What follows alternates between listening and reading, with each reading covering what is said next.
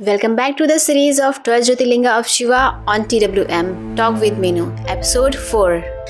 आज हम बात करेंगे 12 ज्योतिर्लिंगों में से चौथे ज्योतिर्लिंग ओमकारेश्वर ज्योतिर्लिंग की। तो चलिए शुरू करते हैं। ये ज्योतिर्लिंग एमपी में खांडवा शहर के मानधाता पर्वत पर नर्मदा नदी के किनारे स्थित है। यह एक द्वीप है जो कि ओम के आकार का है, जिससे इसका नाम ओमकारेश्वर पड़ा। ये ज्योतिर्लिंग वैसे तो दो भागों में विभाजित है, ओमकारेश्वर और ममलेश्वर या अमलेश्वर, और दोनों अलग अलग स्थान पर स्थित हैं। लेकिन जब 12 ज्योतिर्लिंगों की गणना होती है तो इन्हें एक ही माना जाता है।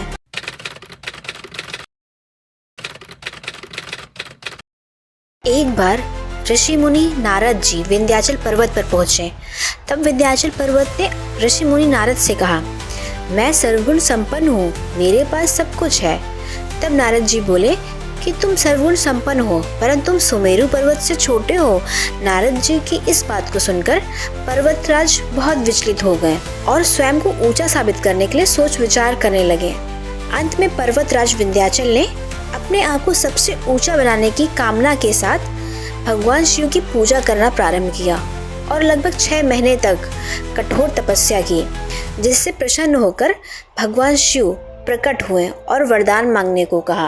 तब पर्वतराज ने कहा, हे शिव भगवान, मुझे ऐसा वरदान दीजिए जिससे मैं जो चाहूँ वो कर सकूँ। भगवान शिव ने कहा, तथास्तु। उसके बाद बाकी देवता भी वहाँ पहुँचे और भगवान शिव से वहाँ रुकने की विनती की, जिससे वहाँ पर इस ज्योतिर्लिंग की उत्पत्ति हुई और ये ज्योतिर्लिंग 2 भागों में बट गया, एक ओमकारेश्वर और एक ममलेश्वर। प्राचीन काल में इक्ष्वाकु वंश के एक महान राजा और भगवान श्री राम के पूर्वज राजा मंधाता, जो कि भगवान शिव के परम भक्त थे, एक बार उनके मन में भगवान शिव के दर्शन करने की इच्छा जागी। तो उन्होंने यहीं ओमकारेश्वर पर्वत पर भगवान शिव की कठोर तपस्या की, जिससे महादेव प्रसन्न हुए और उनको दर्शन दिए। मंधाता ने भगवान शिव से मोक्ष प्राप्ति का वरदान मांगा और महादेव को यहीं विराजमान होने की प्रार्थना की।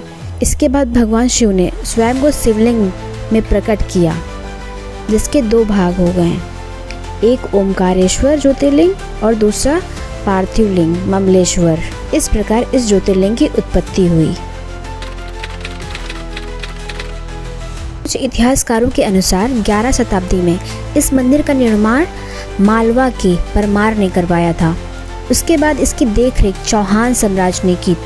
सन 1300 ईस्वी में मुस्लिम शासक मोहम्मद गजनी ने इस पर आक्रमण किया और मंदिर को लूट और तोड़ दिया। लेकिन ये मंदिर पूरी तरह टूटने के बाद भी इसने अपना अस्तित्व नहीं खोया। उसके बाद करीब 1900 शताब्दी में इसका पुनः निर्माण होलकर साम्राज्य की रानी अहिल्याबाई होलकर ने करवाया। 1947 देश की आज़ादी के बाद इसकी जिम्मेदारी ASI यानी आर्कियोलॉजिकल सर्वे ऑफ इंडिया ने ले ली। ओमकारेश्वर नर्मदा नदी के उत्तरी तट पर स्थित है और यह ज्योतिर्लिंग पंचमुखी है। भगवान शिव के एक वरदान से नर्मदा नदी के हर कण में शंकर बसते हैं, यानी नर्मदा नदी में पाया जाने वाला प्रत्येक पत्थर शिवलिंग के आकार का होता है, जिसके कारण इसे हम नर्मदेश्वर भी कहते हैं। यहाँ पर 2 नदियों का संगम भी होता है, नर्मदा और कावेरी नदी का। कहा जाता है कि भगवान शिव दिन भर कहीं भी रहें, पर रात्रि में माता पार्वती के साथ विश्राम करने यहीं आते हैं, जिसकी वजह से यहाँ शाम को शयन आरती भी होती है। माना जाता है रात्रि में भगवान शिव और माता पार्वती आकर यहाँ चौसर खेलते हैं, जिसकी वजह से यहाँ पर रोजाना चौसर बिछाया जाता है। और माना ये भी जाता है कि भगवान ब्रह्मा के मुख से ओम शब्द की उत्पत्ति यहीं से हुई थी, इसलिए इस स्थान को ओमकारेश्वर कहा जाता है। ओमकारेश्वर दर्शन के बाद ममलेश्वर के दर्शन करना अनिवार्य है, अन्यथा ओमकारेश्वर के दर्शन अधूरे माने जाते हैं। मान्यताओं के अनुसार ओमकारेश्वर शिव का ज्योतिर्रूप है और ममलेश्वर पार्थिव। ओमकारेश्वर भगवान शिव की आत्मा है तो ममलेश्वर शिव का शरीर।